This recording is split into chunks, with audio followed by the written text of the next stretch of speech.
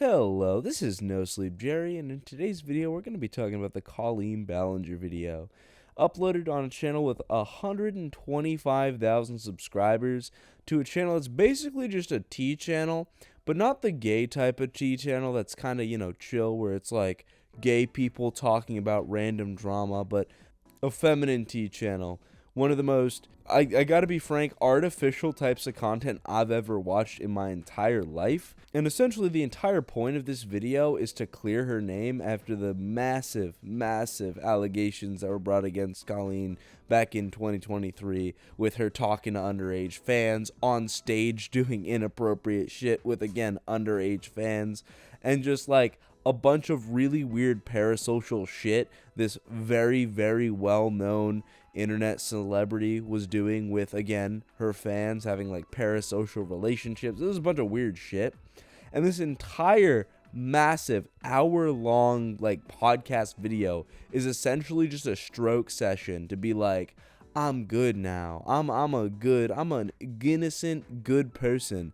All those weird things I said to my underage fans, that was me being, I'm too nice of a person. I connect too well with my community. But to further emphasize this point about how this isn't a genuine look into the situation, isn't a genuine apology, in the beginning section of the video they directly say our goal isn't to visit every detail, but hear the human side of the story. Our goal isn't to revisit every detail, but to understand the human side of the story that became very public.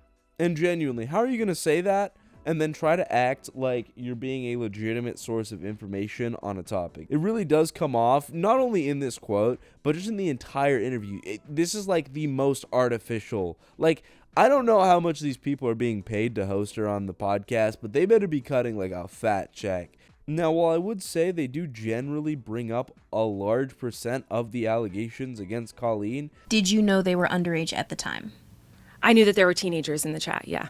Every single thing they bring up is extremely, firstly, watered down. They don't mention what she actually did. And secondly, every single thing is explained in an extremely biased, untrue way. Has done things in their early career that when they look back on, they wish they didn't, because culture changes. While people were laughing with you and quote unquote at you because of the character, it must feel so like two-faced for you. But she is being essentially like coaxed into saying correct answers by the hosts of this podcast. A great example is their coverage of the situation where Colleen sent lingerie to a minor who was a fan, right? So you have admitted to sending lingerie to an underage fan. And I know you've talked about this before, but I would like to ask you one more time to address this and kind of what happened and how you're feeling about it now. Which I would like to say, it is definitely weird given, if you watch Colleen's content, it's not exactly like her average viewers, in their mid-30s. This is not, fully developed individuals.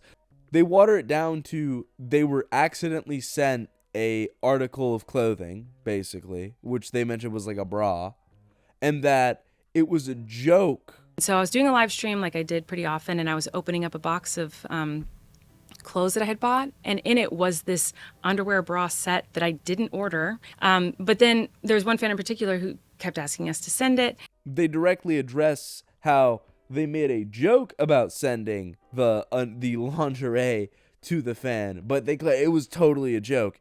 Even if that's the case, let's assume everything Colleen says in that, situation is true. That is still obscenely unacceptable. And the fact that Colleen was unable to tell that was an adult material type of thing where you can't be engaging with minors with that is absolutely unacceptable.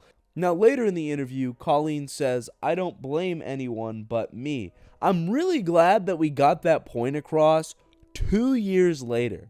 And I mean, don't get me wrong, accountability is very important. You should definitely acknowledge, listen, I fucked up. And a great way to take accountability would be, let's say there is victims. In this situation, there is not only directly going to the victims, making it right with them. So the only way for a lot of these people to apologize is for them to just take an ego hit, say, listen, I fucked up, and I should never have engaged in this way. But what Colleen is doing here is not taking accountability.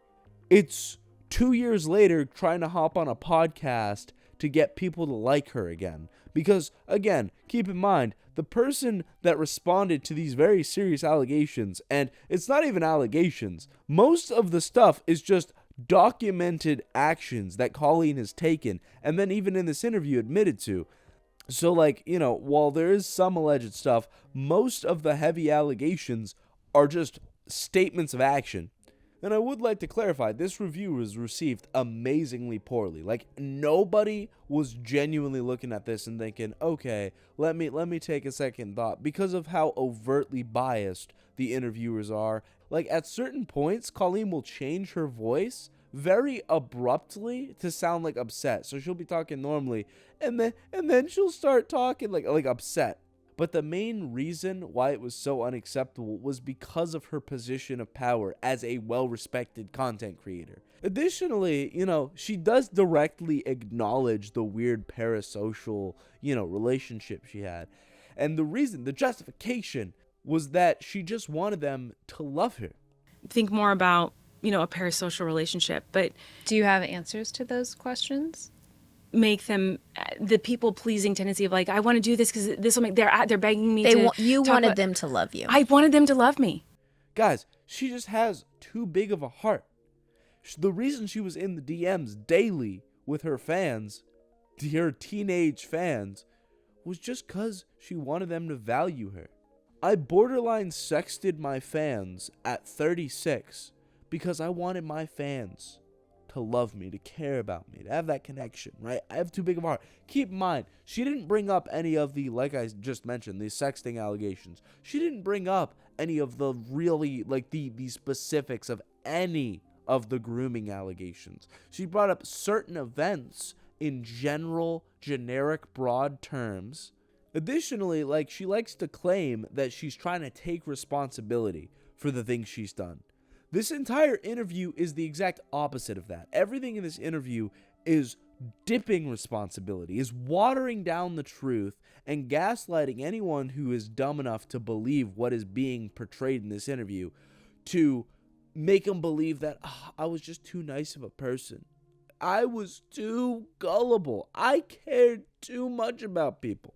She additionally brings up a lot later in the interview about how she never intended for anything to happen, but in a way that is kind of like humble brag, like, I never intended to hurt anyone. And shocking. It was very shocking because I know that my intention and my actions have never been fueled with the desire to manipulate or groom. I didn't intend to hurt people, and that was the disconnect. But I have to now take accountability. Your intentions and anyone's intentions are completely subtracted and irrelevant to the outcome of any situation. Now, one of the point they make is that they're trying to learn from their mistakes and build up as a person. I'd like to say, if someone is making a response video or an apology video and they act like they are perfect, like before they made all these mistakes, but now I've had time to reflect and I'm going to be great, they're already lying to your face. Nobody is going to completely change their core values and base personality because of one single situation that blew up in their face. That's just not going to happen. And one of the best points in this video she makes is everyone was telling her to not publicly respond. That's why I'm stepping into the channel while Wolf prepares a correct response to his situation, is so that you don't look like a dumbass and misrepresent yourself in front of millions. And just to close this off, this whole entire situation over the last 2 years, I'd like to say this is a 2-year-old situation, is a perfect documentary on how to not respond to a situation. I don't believe it, but that's up for you to decide. Yeah, I mean, if you like the content, feel free to join the Discord server, follow me on Twitter, subscribe, do all those fun engagement things, and yeah, I'll see you in the next one.